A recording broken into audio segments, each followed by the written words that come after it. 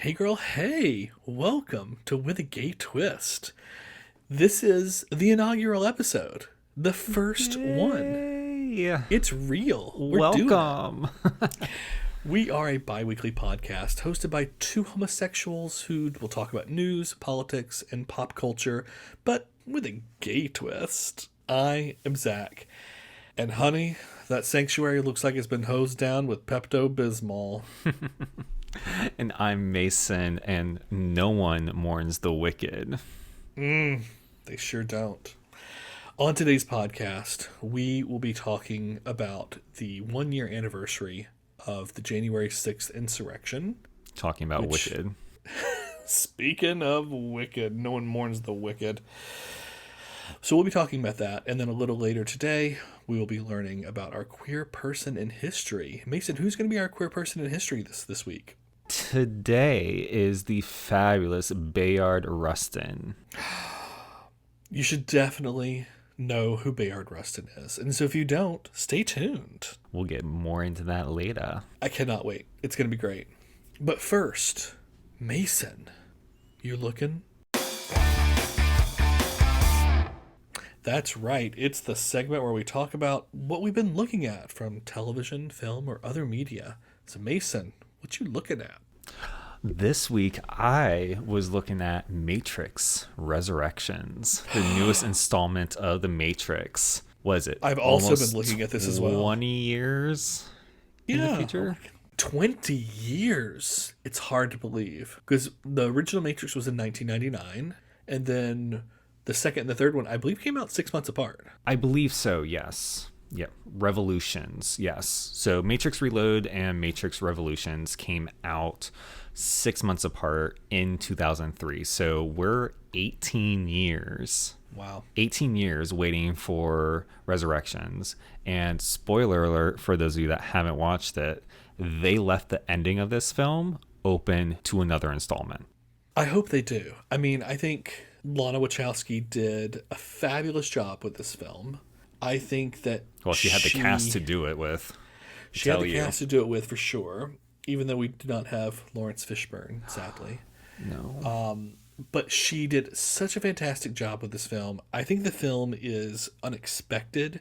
I think it's many people who aren't really enjoying this film. I think it's because they're expecting a certain kind of Matrix film, and they're not getting that. It was not a true callback to the original trilogy. I will definitely say that. The beginning is very meta. It's the Matrix talking about the Matrix in the Matrix. It was very much Inception. Very much. I do recommend it, though. I think it is a beautiful love story, more so than a drama or action adventure. Not to say that there wasn't action. Love story. Not that there wasn't drama. I mean, there's a lot of drama, a lot of action. And without giving anything away, NPH is magnificent. Okay, so this film was full of daddies. Okay. Let's just get that out of the way. Keanu Reeves, number one. NPH, for me, number two. Max Rimmelt, 3. Brian Smith. Okay, so we have 4 right there. And if you're not familiar with Max Rimmelt, Brian Smith, Michael Summers, or Enradira Ibarra, which I probably butchered her name and I apologize in advance, but these individuals are from Sense8. So half the main cast of Sense8 appears in this film. Plus, nothing wrong with that. Who else do we have in this film? Keanu Reeves. We have Keanu Reeves, yes. Carrie Ann Moss. So she comes back and reprises her role as Trinity. And Yaya, I remember the first time I saw Yaya, he had a very small role in The Greatest Showman. Yes, he did. I didn't really notice him then, but when I was like, oh my God, Yaya, this guy's great, I think he was in The Greatest Showman. But the thing I really noticed him, of course, was his standout role in the Watchmen series on HBO. Oh, I haven't seen the series. I love the movie, have not watched the series yet. Must watch the series, mama. So good. Okay. I mean, I'm going to say 2 words to you. Regina King. Oh, I'm going to say 2 more words to you. Jean Smart. okay. It's such a great show. Honestly, it is the greatest comic book series I've ever seen. Comic book media I've ever seen. I mean, like, I would really put it up there. I mean, is it as good as The Dark Knight? Well, it's different mediums. The Dark Knight is one film. It's 2 hours-ish. You know, this is all you get. This is a series. You've got 9, 10 episodes, whatever it was. I was going to say, you have a lot of diehard comic fans that may be listening, and they're going to challenge you on that. It's mind-blowing. But I also know that you are a comic book fanatic. I'm a little bit of a nerd, yes. But it really is spectacular. Jeremy Irons is also in it. Mm-hmm. It's a spectacular series. Yes. Now, who I was thinking of, yes, Yaya, praise Yaya, not Yaya, Divine Secrets, but Yaya as Morpheus. He was fantastic, and I love what they did with the character of Morpheus. And I'm not going to give too much away, but the way that they transformed that character, evolved that character, and brought him to a more contemporary moment. Yes. Was fantastic. His Also, outfit, yes, I was going to say that outfit. That orange number that he wore, love that orange number, was fantastic, and the callback in that scene was epic. Oh, great callback, yes. But the 2 that I was thinking of, rather 3. Let's throw in a third there. The one that we should just throw in there is Jonathan Groff.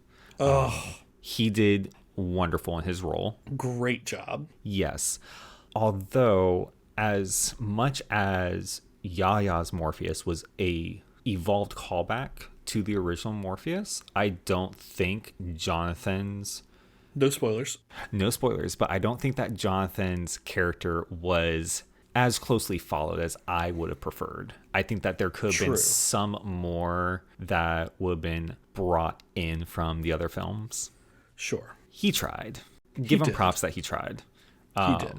But the other 2, the 2 that I was mainly thinking of, Jada Pinkett Smith as Niobe. Ooh, yes. Okay. And then a little cameo by Miss Christina Ricci. Ricci. Yes. Ricci showed up. And Did not know she was in this some film. Ricci. Oh, love me some Christina Ricci. Did not know she was in this film. She wasn't in any of the marketing that I saw. She was not in any of the trailers that I saw. And we're sitting there in the theater watching it, and she shows up, and my head jolted back. And I couldn't believe it. I was like, you know those moments where you're like, oh my God, that one's just like Christina Ricci. That's so fun. Wait a minute, I think that might be Christina Ricci. Holy shit, it is Christina Ricci. I love that they pulled her out of wherever she's been because I need more of her in my life. I've always loved her. Just give me more of her. And then a little shout to Priyanka Jonas. Oh. That was really She's nice to so see pretty. her. And So that pretty. really good callback to that other character as well. Really good callback, yeah. She's so pretty. Literally, we were sitting there watching the scene where they're all standing around the well talking. And I leaned over to my husband. I said, oh, she's so pretty. She is That so Jonas gorgeous. That Jonas brother is also so pretty. Well, I mean, I wasn't too much of a Jonas. I'm not either. I just like Jonas Nick. brother. Because he likes to sort of be a little bi-ambiguous. He has been slammed really hard for being gay bait. A lot. And I don't know how much is true about it. But that's a whole nother discussion for another day. Whole other episode. Whole nother episode. Yeah, The Matrix was great. I recommend it. I've saw it once in theaters, and then I've watched it one full time from home, and then like had it playing while I was doing stuff around the house. So I've seen it like 2.5 times. I don't go to the theaters, but I have seen it twice from home. So the first time took us 2 days because we started late at night, and then I had to go to work the next day, so I needed to take a break, and then we finished the last 40 minutes. But then we just recently, today actually, watched all the way through. We just finished our marathon of the Matrix films, so highly recommend it. Just don't go in there expecting a film from the trilogy, because it's different. But good different. And speaking of good different, what's new, Zach?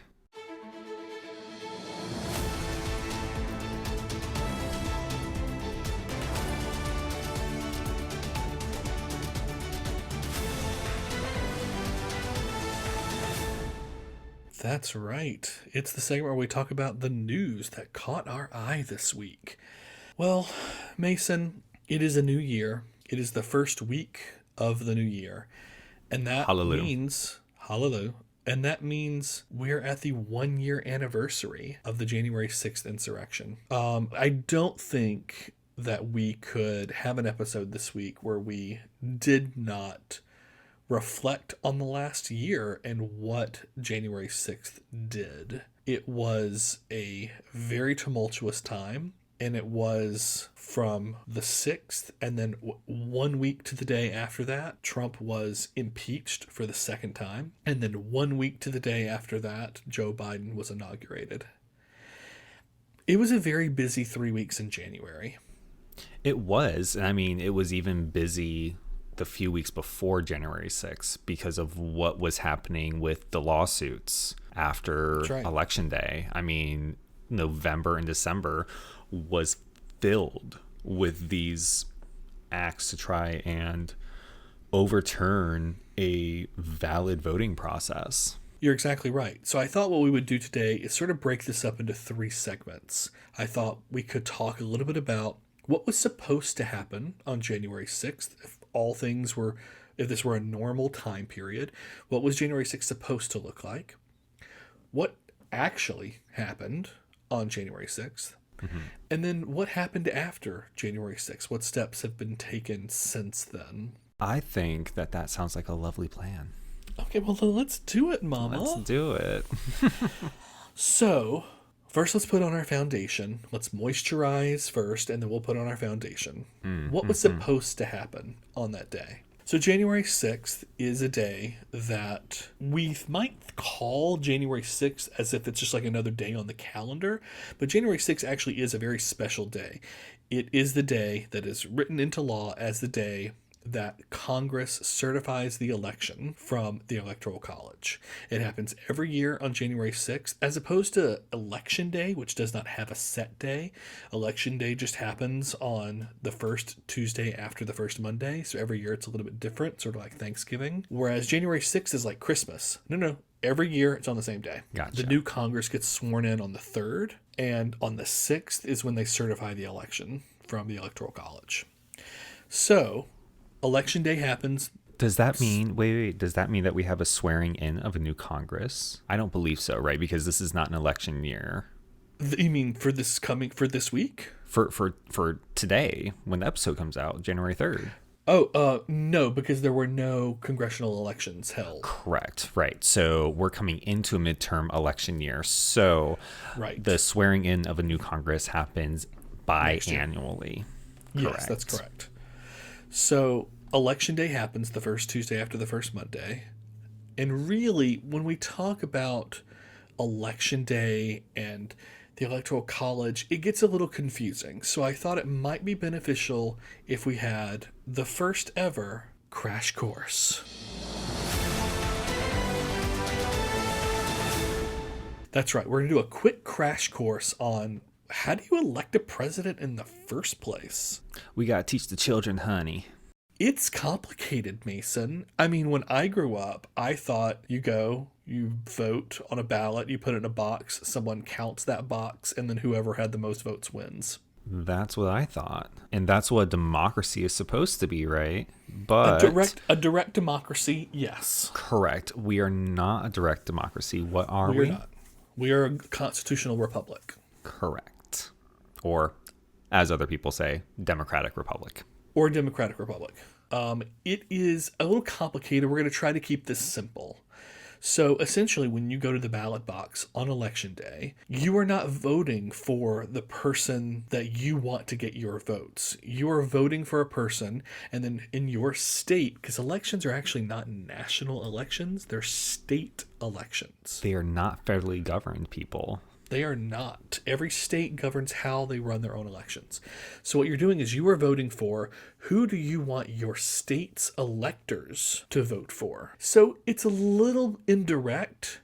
It's not a 1-to-1, but it's like a 1 to a 1.1. It's pretty close, but it's not a direct I vote for this person, they tally my vote, and that person gets my votes. But the thing about the electors that are selected for each state is that they're not bound by the populace vote. And that's where the scary thing came when everything was happening in November after Election Day, is that there were people that were out there trying to contact state legislatures and trying to get them to influence the electors of their state and pull them away from voting with the populace vote.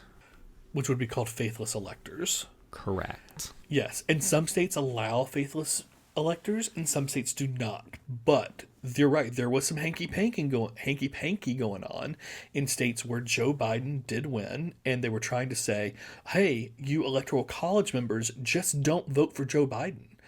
Yes, I know that your state's popular vote went to Joe Biden, but just change your mind. So that's one thing that, if we could maybe get rid of the electoral college, we could sort of solve, but that's a whole other episode, girl. By the way, if you're wondering why we have the electoral college in the first place, it's because racism. That's right, go look it up. So, election day, people vote. And between Election Day and December 13th are the days when each of the states certify their own election results. They have until December 13th to go and do all the things. If they need to do an audit, such as happened in 2020, you can go and audit, you can do a recount, you can do all the things. And you got till December 13th. A month and 5 days, a month and 6 days. Ish, depending on when Election Day happens.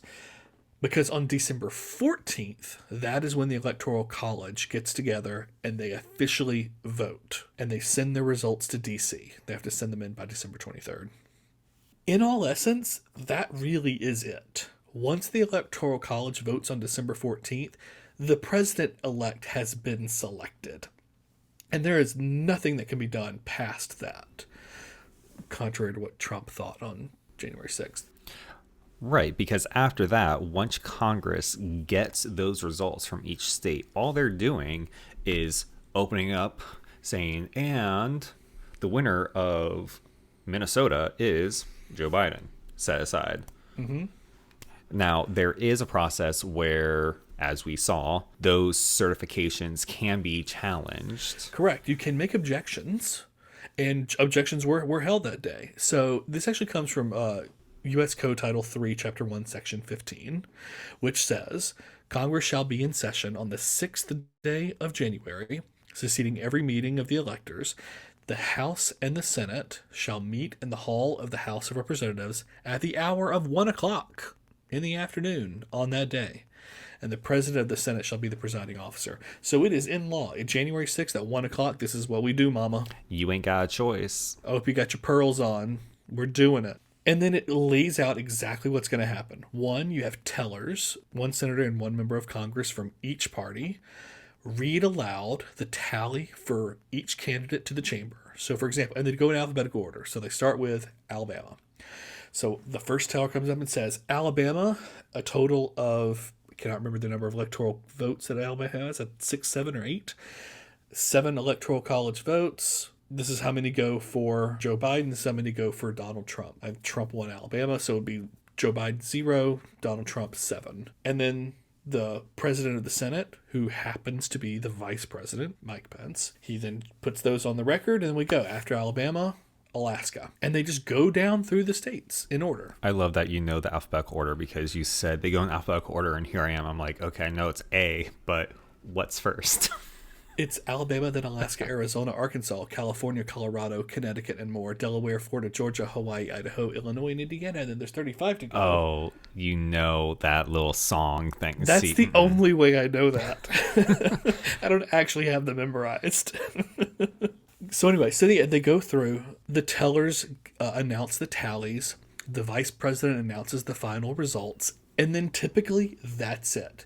This is usually done in like an hour, 90 minutes tops.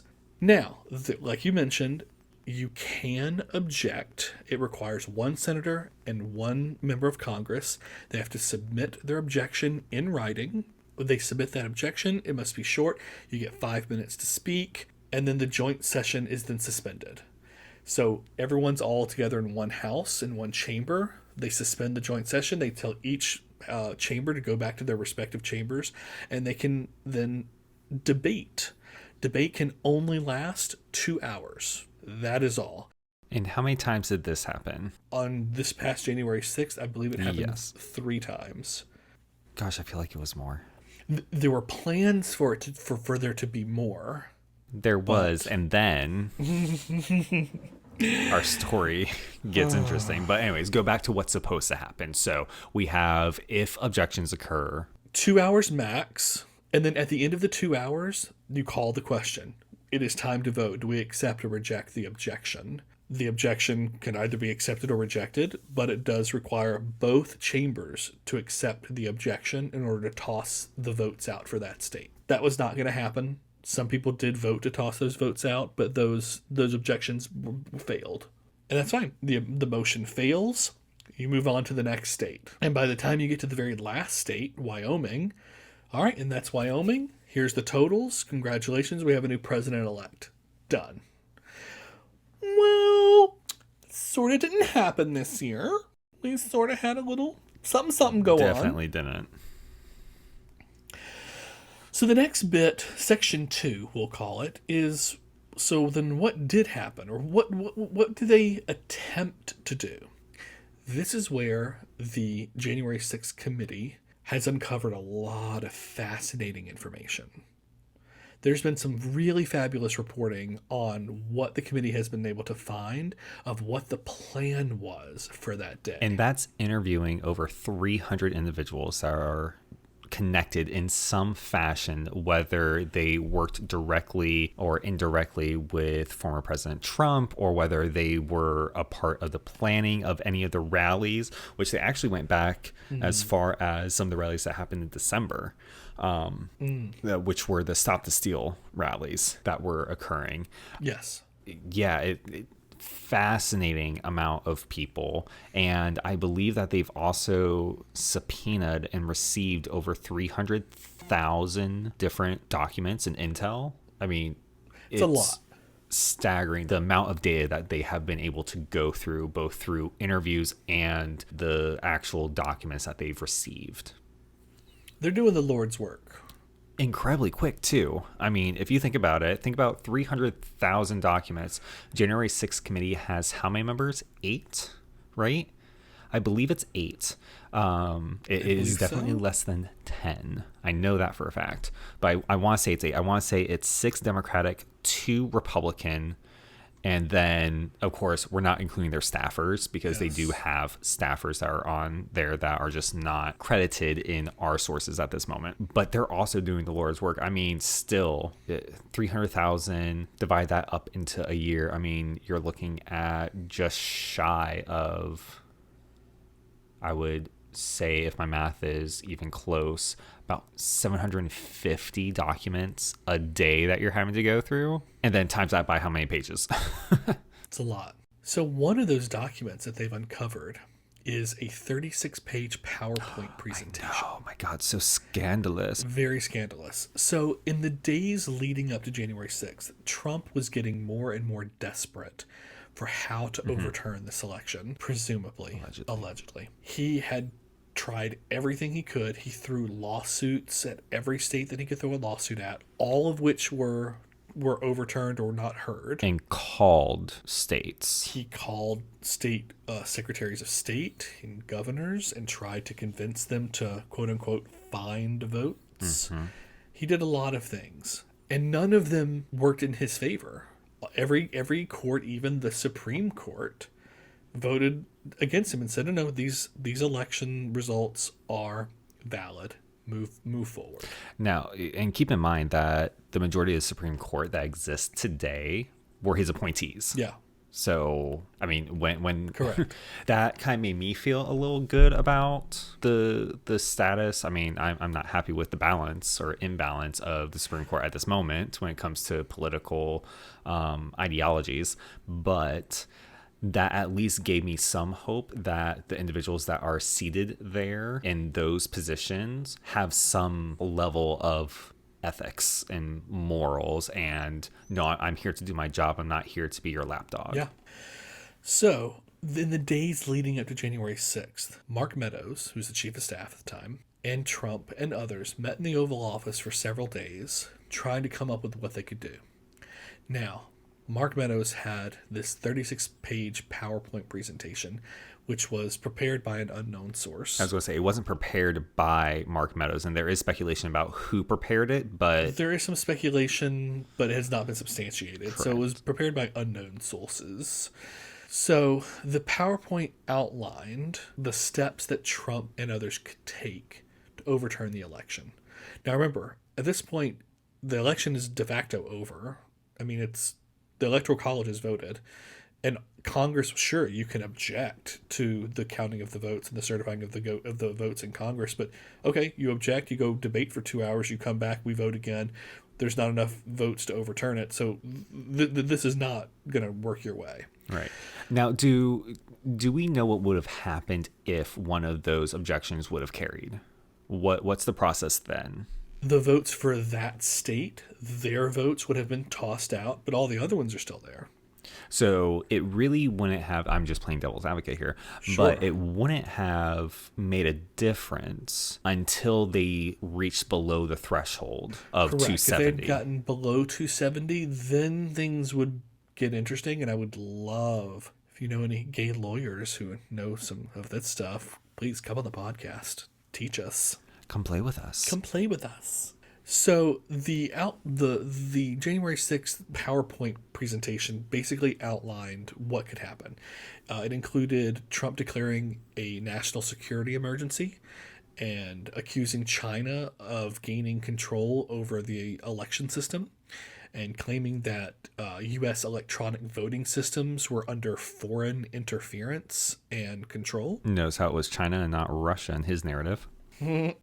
And also briefing federal lawmakers on this foreign interference that was going on and saying, okay, we have to do something. Trump could then declare that all electronic cast ballots were invalid.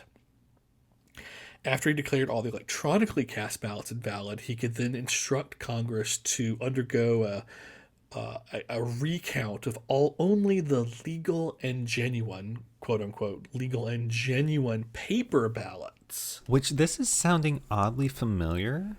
I think he actually tried to do this in some of the states. I'm remembering that there was a lot of to-do about individuals not being allowed onto the counting floors during initial counting of ballots and votes in the states and some of the districts.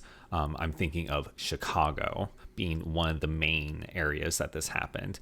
And there was a famous broadcast where they were putting up, I believe it was newspaper in the windows to stop the public, which wasn't even the public, it was just protesters, stopping them from distracting the counters. And there was a lot of claims going around from the radical conservatives, those that were on this boat of the elections being stolen from us, that counters were not, or representatives of both parties were not allowed on the count floors to be able to verify the accuracy of the counts and to be able to be there when ballots were brought into question, which is not true. Through investigation and through the court cases, we saw time and time again that the actual representatives that were supposed to be there were on the floor and were notified of any time there was a ballot in question, who wasn't allowed on the floor were reporters, anyone from the press, and anyone People who ain't supposed to be there. People that weren't supposed to be there, because you're not supposed to just have Joe Schmo walk up in there, because then you're risking the integrity of the election. Exactly. Yeah, you don't compromise security Correct. protocols there. So this PowerPoint says these are the things that Trump can do. And then the PowerPoint then goes on to say these are the things that Vice President Pence can do. The first was that Pence would seat Republican electors over the objection of Democrats in states where the fraud, quote unquote, had occurred. Then he would reject the electors from states where the fraud had occurred, causing the election to then be decided by only the remaining electoral votes, like we were just talking about. And then Vice President Pence could then delay the decision in order to allow for a vetting and maybe a secondary count for only the legal paper ballots. Now, this batch of information of these steps was presented to Pence in the Oval Office a few days before January 6th. Allegedly, Trump said, Mike, here's the steps. This is what I need you to do. And Pence told him, no, I don't have the power to do that. And that's what I was about to say is, what power is vested in the vice president to delay or stall certification? I can't think of any. He doesn't. And I mean, he's the president of the Senate. Correct. And that's it. And that's it. He only presides over the final tallying. His powers are very limited, and that's exactly what he told Trump. He said, I can preside over the procedures. I can say we're going to count the votes. If there's an objection, this is what we do. We go debate for 2 hours. We come back. We vote, and that's it. I don't get to have a say in how things are run. And that is where, allegedly, Trump then responded, but wouldn't it be cool if you did? And he said no. Now, the question, and I don't know if we have an answer for this, but the question is so as the president of the Senate, if there ever becomes a tie, the VP has the tie-breaking vote and any of the votes that go on for the sessions that they preside over. So in this situation, if there would have been a tie, which I don't know if there can be, I'd have to count the amount of representatives that are in the House. 436. Okay, so there can be. Yeah. So if there was a tie, would he then have had the tie-breaking vote in whether to accept or reject those electoral votes? And how ethical would it have been for a incumbent VP to make such a tie-breaking cast? I don't believe so. I don't believe that he would get the breaking tie vote. That, I believe that power is only held to legislation being taken up in the Senate. I don't think, because this isn't technically legislation. Right. I don't think that he gets a vote in that. If there was a tie, I think these are one of the nightmare scenarios that people play with when it comes to what if, for example, it's technically possible that no candidate hit 270. It's possible that it'd be 269 to 269. Yep. If you win all the right states in just the right way, it could be 269 to 269. And then I think we do have a setup where the House would then, I believe it's the Senate who would then vote for the president. Yes. The House would vote for the vice president, I believe is how that works, or something similar to that. But this is one of the nightmare scenarios. So yeah, let's say there was an objection and then there was a tie to whether or not to uphold the objection. Ooh, mama. Je ne sais pas. We have no idea. Which is why another reason we've just got to get rid of the Electoral College. It's just too messy. There's too many parts in play. I mean, when it comes down to it, we really should just do direct vote. A national popular vote. Which means that Clinton would have won. There's movement out there to do that. Means Clinton would have won. It means Gore would have won. Yeah. Oh gosh, that'd be interesting. Go back through and see how many presidents would have been flipped historically. Oh, who lost the Electoral College but won the popular vote? Yeah, I wonder how many times that has happened. Twice in the last 20 years, and then it happened 3 times back in the 1800s. Okay. So there's So the answer. modern history would have been Bush v. Gore and Trump Biden. No, I'm sorry, Trump Clinton. Clinton. Now we know that one would have made a big difference, but I wonder how much of a difference that would have made with Gore and Bush. I think it would have made a huge difference. I think if we would have had 8 years of Gore instead of 8 years of Bush, I think we would be in a completely different place. What was Congress's makeup at that point? Would Gore have faced an uphill battle? I can't remember if it was. I mean, if he did, it would only have been for the first 2 years, and then we would have gotten a new Congress. And then who knows what would have happened if things were going really well. If we had stopped the 9/11 attacks, if we had not then gotten into the war in Iraq and Afghanistan. I mean, who knows? Hell, we could be in flying cars by now. Oh, goodness. Who knows? Well, think of what we could have done for climate change if Gore had been president for 8 years back in 2000. Yeah. Where would we be right now for climate change? Completely different. He was 2002, wasn't he? Gore? Yeah. Bush v. Gore was 2000. Clinton was 92 to 2000. And then Bush was 2000, 2008. And then Obama was 08. Who did Bush run against his second term? John Kerry. There we go. It was Bush v. Kerry that I'm having like traumatic recollection of being in my Shakespeare class because I had the presidents of our two political organizations on campus. So, yeah. So back to January 6th. So we've talked about what was supposed to happen, what did happen. And now... Well, we haven't really talked about the insurrection. Let's do a quick recap on that, because that's really what January 6th Commission is investigating. Yeah, and how did it happen? Right. There's a lot that they're looking into, and they should be issuing their report sometime in the next few months. But there's an issue of Capitol Police not getting the support that they needed. National Guard being told to not interfere at one point, then being told to go in and then be on standby. There's some issues with National Guard, which was, I believe, coming from the White House. You've also got Trump holding a rally where he tells people you got to go fight like hell or you're going to lose your country. And other speakers, including Don Jr. and Rudy Giuliani, saying we need to have trial by combat, direct quote. Sort of, I would argue, inciting the crowd. He then says, I'm going to walk with you down Pennsylvania Avenue, down to the Capitol. Of course, he doesn't. He just encourages them to go and do it. They do. They break down barriers. They beat the shit out of Capitol Police officers. And then I'm sure you've seen the footage. They're breaking windows and doors. And some of the footage shows, if I remember correctly, shows at least one officer literally opening up one of the barricades and letting protesters across. That is true.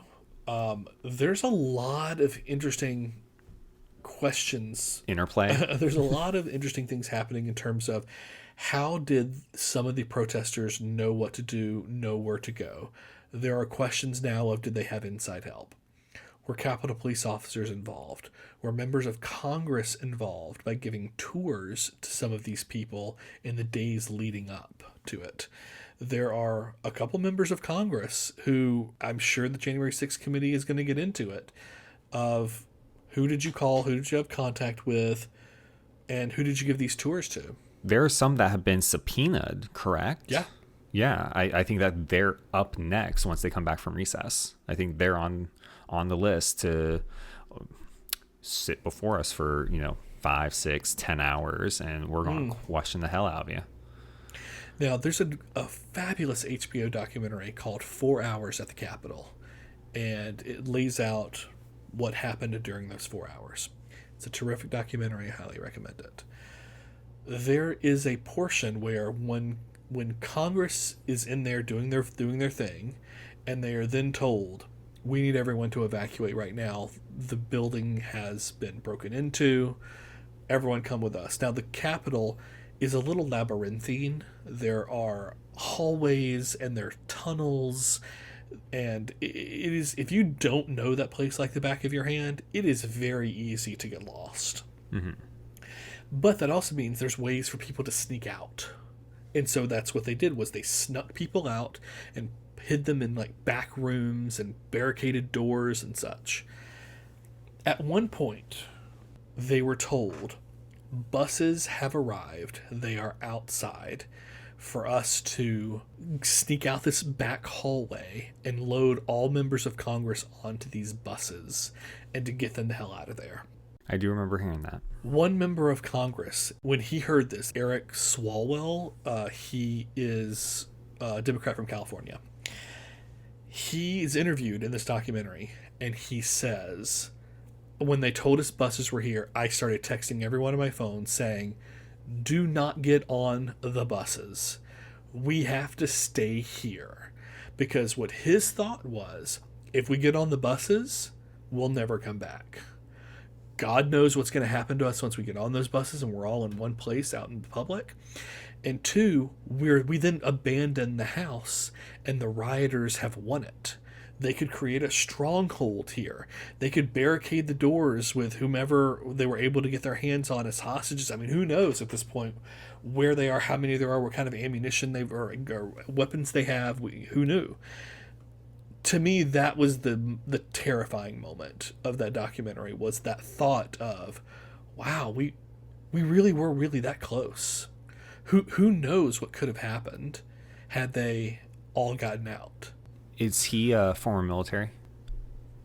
Do we know? Do we know what his background is? Great question. I do not know. That sounds like military thinking to me. Sure. I mean, as a military brat, my father did not see that type of combat, but just being around war vets and people that were coming back from the Persian Gulf War, people that were out there doing that thing, that seems very military-esque in thinking that far ahead, thinking like the enemy of, if I wanted to get to these people, what would I do? Oh, I put them in a small contained area, all of them together, and put it in my control. Yeah. Okay, well, you put people on a bus, they're in control. True. Well, and here's the other thought, too, is that the concern among some were that if they abandon the House, if Congress abandons the House, Trump could declare martial law and a national emergency and then say it's unsafe for them to return to the House and continue the vote. And he could delay the vote. By how long, who knows? But they still had the electoral votes. They still had those results because... True, but they hadn't been certified yet.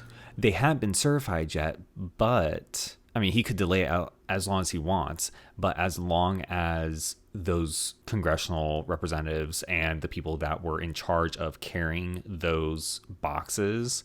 I don't know if people actually saw those boxes, but there are people that are required to protect those boxes with their lives. Here's the thing. What if something did happen to them? What if they were torched? Very true. Sure, I'm sure the state keeps a copy. They're written down somewhere, but it's enough to delay it. But then think about all the states that he was in contact with that would have given... Sure. Opportunities that would have opened up a whole host of things. Opportunities for edits to be made. I mean, we're going down a whole deep rabbit hole that we don't need to go down. But so sort of wrap up now, it was a terrifying day. Afterward, there were a lot of calls for a quote-unquote 9/11 style commission. This was supported by members of both parties to have a 9/11 style commission, which would include not members of Congress. It would include outside people. Yeah, it was supposed to be independent. Yep, it would be people. Democrats would pick, their 6 people. Republicans would pick their 6 people, and they would form a commission that would be not members of Congress, and there would be outside folks who would investigate this the same way that we investigated 9/11. And bipartisan support, it was all great. It was working. It was going. And then all of a sudden, oh my goodness, Republicans started saying, oh no, we don't actually want that. We don't want you investigating that. We just need to move on, guys. I think we need to move on. I think, yeah, you know what? Let's not look too deeply into that. Now, Mason, why could that have been? Oh gosh, I really don't know. I'm at a loss. I can't think of any reason why someone whose party is suspected of wrongdoing wouldn't want to be investigated. Let me see. The listeners, if you have any ideas, email us at withthegatetwist@gmail.com. We would love to hear your comments. So the commission failed, and so therefore Nancy Pelosi said, fine, we're just going to have a House committee. And there was not a lot of Republican support, and in fact, there ended up only being 2 Republicans on it, one of whom is Liz Cheney, who acts as vice chair. And she has really been the one who's been the most vocal about Republicanism and Trumpism have to be segregated. We cannot allow this figure to poison the well of the GOP. Oh my gosh. Rationalism coming from a Cheney. From a Cheney. So that's where we are, Mason. That was the lead up in the day of January 6th, and the committee is still working to this day. They still have subpoenas out. They're still interviewing people. They are still getting documents together. They're still working on their report.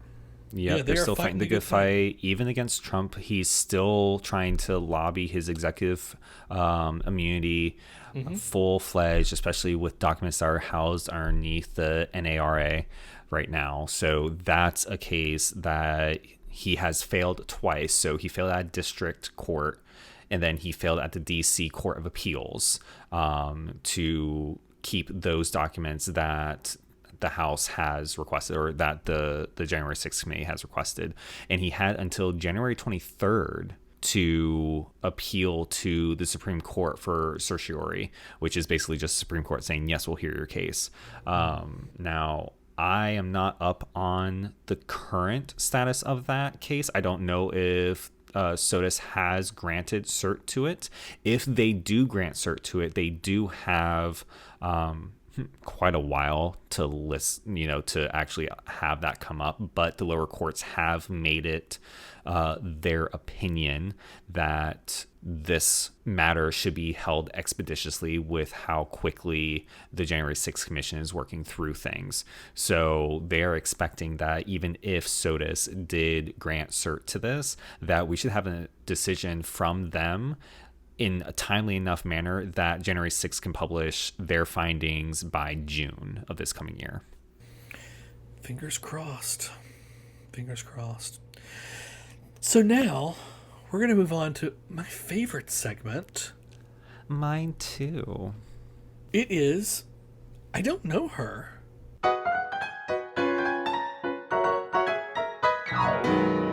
That's right. It's the segment where we highlight a queer person in history that we think you should know. So, Mason, tell us, who are we going to learn about today? Today, we're going to learn about Bayard Rustin. I don't know her. Tell me all about her. Well, girl, you should. Bayard Rustin was an out gay man of color during some of the most dangerous times to be either and both gay and person of color in contemporary American history. So Bayard Rustin was born in 1912 in Westchester, Pennsylvania, and was raised by a single mother. Okay. He credits his Quaker upbringing with being the foundation, the influence as to why he devoted his life to being a pacifist. He was also an educated man of color, which was very rare in the early to mid 1900s. So, I mean, he was born in 1912. So going through college, we're looking at the 30s, very late 20s, early 30s. So he got his education during the Great Depression. I mean, think about all the things that this man had to fight against. And he was openly out. He was living his gay life right out there. Was not something that he hid, according to all sources. He was even educated at 3 institutions of higher learning. He went to Wilberforce University, Cheney State Teachers College, and City College in New York City. Okay. A little tidbit of what he did while he was in New York City while he was studying. He earned a living as a spiritual singer in nightclubs. So, gosh, I wish I could find a recording of his voice and just listen to it. What makes him remarkable is how he contributed to the civil and human rights movements as an activist. So in the 1940s, Bayard Rustin worked with A. Philip Randolph to protest segregation in the armed forces and domestic defense industry. What he did is he traveled around the country giving talks about these issues during a time when racial discrimination permeated. I mean, it was in every facet of even interstate travel policies. Okay, so there were policies that were in place that were prohibiting the interstate travel of people of color. Okay, and this was more related to public transit and not private modes of transportation. Although there were still like curfews set in place where people of color were not allowed to be out at certain times, specifically in the South. Yes. He also served as an advisor and a mentor to Dr. Martin Luther King Jr.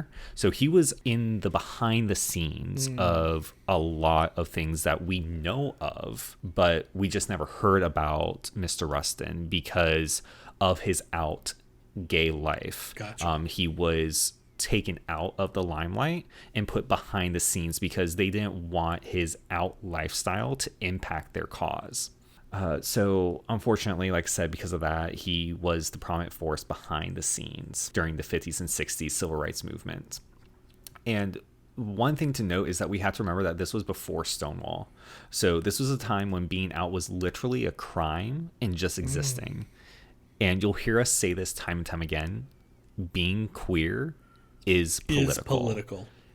And he took that and made that idea into a life mission. I mean, that should be his tagline, right? So these were times when police were still raiding queer spaces and arresting men simply for dancing with other men or dressing too feminine. And I mean, by dressing too feminine, they would actually check your undergarments. So if we had at that time, using the terminology from that era, if you had cross-dressers out there, and even if these were men that were just simply wearing female undergarments, so a bra or a nightie, a slip, panties that were not tighty-whities or boxers, they could get thrown in a paddy wagon. And then we have to add in the racial injustices that Mr. Rustin must have faced during this time just because of his skin color. So it's truly astonishing that he had enough fight left in him to devote his life to the political causes that he did and be part of some of the most notable times in 20th century politics. But he didn't stop there. During the 1970s and 80s, after the civil rights movement had kind of fizzled out in the public eye, I mean, of course, we've still been going strong, but it became an undercurrent in pop culture. But during the 1970s and 80s, Mr. Rustin turned his focus from the dwindling civil rights era to fighting for human rights, and how it ties in this week is also for election equality rights in New York State. So he actually went on to testify on behalf of the New York State Gay Rights Bill, which was a bill introduced in 1971 to add sexual orientation to the list of protected categories for the state. And unfortunately, it was not passed into law before his passing in 1987 at the age of 75. So Bayard Rustin was just a absolute force. Legend. In the 20th century that no one knows about. And so we have to know her. We have to know her. And now that you've learned a little bit about Bayard Rustin here, you can also look forward to a bioflick coming out about him either this year or next year, written by 2022. It is coming out this year. Wonderful. Written by Academy Award-winning screenwriter Dustin Lance Black, who is also married to gold medal Olympian British diver Tom Daley. Tom Daley. Please, please, please hear us, both of you. Both of you. Look, we have both of you on the show. Yes. Dustin Lance Black can sit there and talk all things film with Zach Penn here, and then me and Tom Daley can just sit here and kiki about.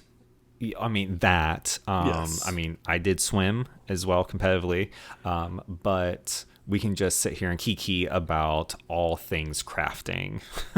Oh, that's right, because he's a big crafter now. You could talk about chlorine in pools. Yes, chlorine pools. definitely prefer a saltwater filtration system. But Ooh, I wonder which one he prefers. And I wonder if it's different being a diver versus being a swimmer. You know, because diving, you're only in the water for a short period of time, or swimming, that's what you're doing. You're in the water the whole time. So I wonder if there's a difference.